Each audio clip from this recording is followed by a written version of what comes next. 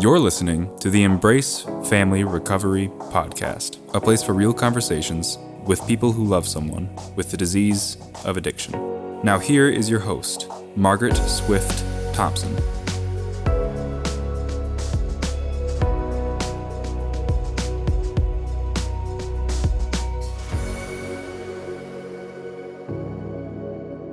Hello, everyone. My name is Margaret Swift Thompson, and I am the Executive Director and Family Recovery Coach for Embrace Family Recovery and the host of the Embrace Family Recovery Podcast.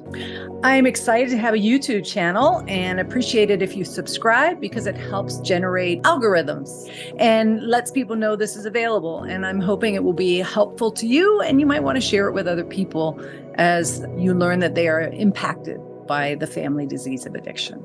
So doing these little solo bits to give tips and tricks and strategies for coping when we love someone with the disease of addiction. And I thought we'd tackle trust. The Embrace Family Recovery Podcast.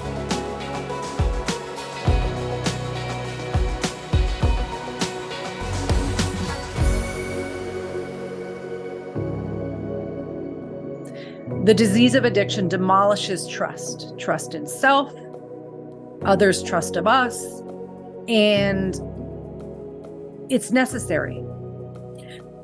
And I say that only because if we're going to live in active addiction, if we're trying to survive and feel the need to use to survive, and we can't stop using to survive, we have to do anything to keep people away from us who love us, care about us, and are going to be the people that intervene. This is not controlled by the person who has the disease, but it is actually controlled by their disease. The disease of addiction lives within the person with the substance use disorder or the addictions to food, to gambling, to sex, to whatever it may be.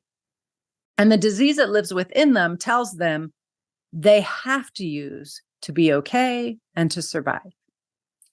And one of the symptoms that goes along with living in that reality is pushing people away, isolating, lying to everybody, faking it, possibly being aggressive to push people away. And so these are not things that I believe the human being with the illness ever wants to do, but at the mercy of the disease feels it's imperative to do it. Let's turn to the other side of the coin. When we're the person who loves someone with the disease of addiction, it is really hard to trust them because their words and actions don't match over time. There are inconsistencies. So, for example, they may promise to not use today and mean it when they say it, and we believe them and want to see that to be the case. And then later on that day, if they do return to use and continue to use, we then may question them and they'll lie. And we find ourselves wondering if we're losing our mind because we're second guessing what we see. Let's look at another way of trust. Who do we tell? Who do we trust in our life to tell the story? And as a loved one, we find ourselves isolated because of that fear of judgment of our loved one, fear of judgment of ourselves, not knowing who to tell. One of the most wonderful things I hear from families many times is, I took a risk and I told so-and-so, and you'll never believe it. They have a family member who struggled with this disease also. I didn't know that. They never told me that. And we've known each other for years. And you do find that if you take the risk and open up and share with someone, inevitably, they've been through something similar. Obviously, if you're afraid to open up and you're afraid to tell anyone and you don't want anyone judging yourself or your loved one, a really safe place to go and share is an Al-Anon meeting, a CODA meeting, a Parents Anonymous meeting, a Families Anonymous meeting, Celebrate Recovery meeting, wherever it is you choose to go for your support systems. Those are places where confidentiality and anonymity are held, and they are places where you'll be amongst people who understand. That might be a first step to reaching out and putting your trust in someone. Many family members will say to me, with this disease having demolished trust in the family, How do we have a healthy family again? How do we learn to trust one another again? How do we ever believe what we're hearing when we've been lied to so much? And I understand that fear, that worry, and that concern. And I would just say that I think it's really important to recognize that a person in recovery, if they're choosing to engage in recovery, will learn to show up authentic. A person as a family member will learn to find their voice, to say their truth, and be honest about how they're feeling. And those will take time. Those do not turn on and off like a light switch. Those do not change overnight. I know in my own recovery journey with my food addiction, my ability to get honest took time, repetition, work, because I didn't have an ability to be honest because I had been spending so much time wearing a mask and telling lies that it was daunting to do it any different when it was so normal to do it the way that I had been doing it. There is a way for rebuilding trust, especially in individuals together, partners, parent-child, child-parent, siblings, and that is to be willing to give it time and to watch how actions and words start to show up matching over time. So, for example, I could, in my disease, because of the control of my disease, I could put on a false narrative. I could tell a lie. I could fake it. And I could look like I was pretty put together. What I couldn't do was keep that up consistently. I couldn't keep that up over time. I am absolutely aware that in my disease, I was a very convincing person because I had to be to survive. And I thought in order to survive, I had to use. And so until I learned that that was a lie, my disease was telling me, and I was given some recovery tools, and I wanted to feel different in my skin and started to have that change happen, I didn't know how to be trustworthy. And trust and integrity fit together. And because of my disease, I had lost my integrity. And even before my food addiction, I'd lost my integrity as a loved one and a family member. And the reason that is I was indignant and enraged at a person in my life not choosing to tell me the truth. And I would get righteous and indignant about their lying to me. And in the next breath would turn around and lie to everyone around me. And somehow that was different.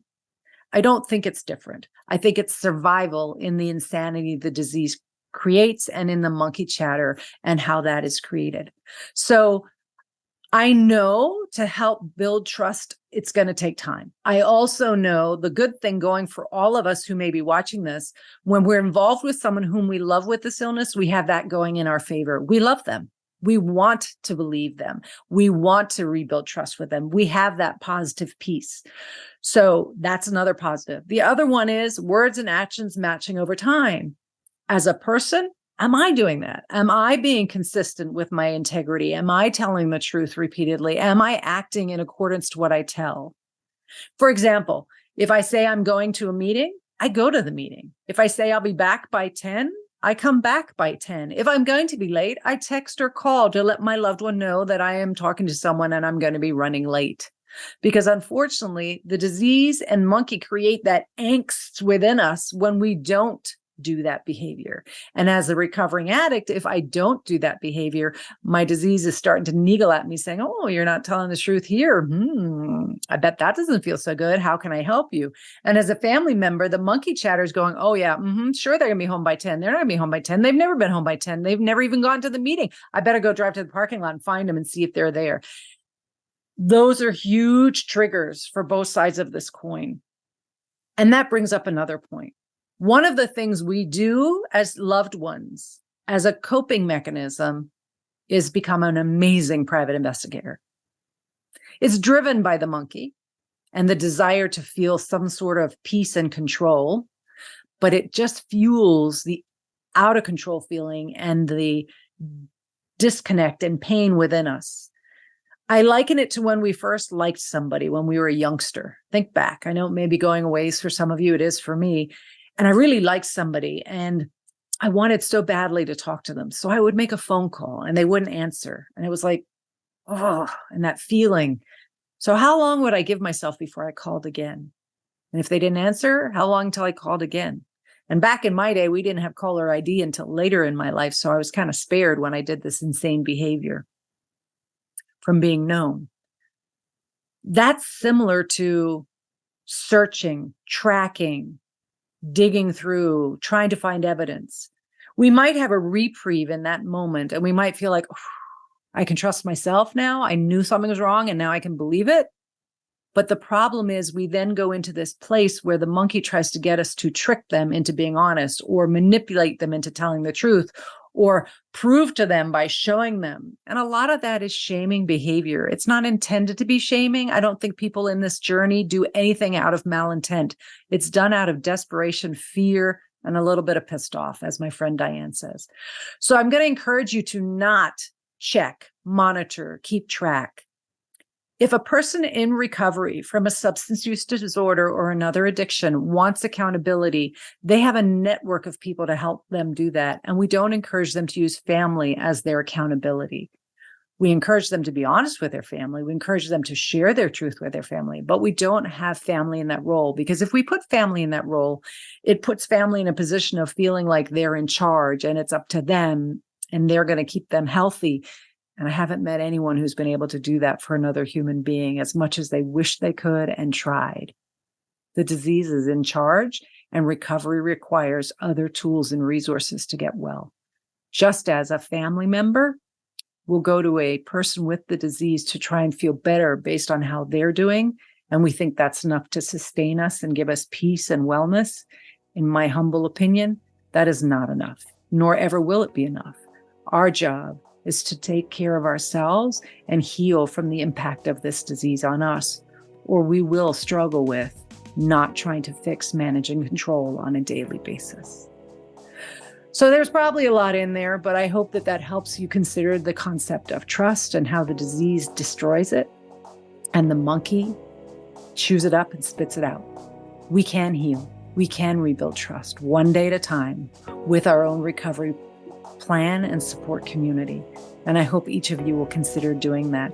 If you're looking for help, there is help out there, whether you find a meeting, you find a coach like myself, or you find a therapist who understands the family disease of addiction.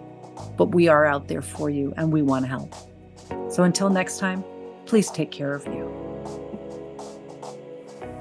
Please find resources on my website, embracefamilyrecovery.com. This is Margaret Swift Thompson. Until next time, please take care of you.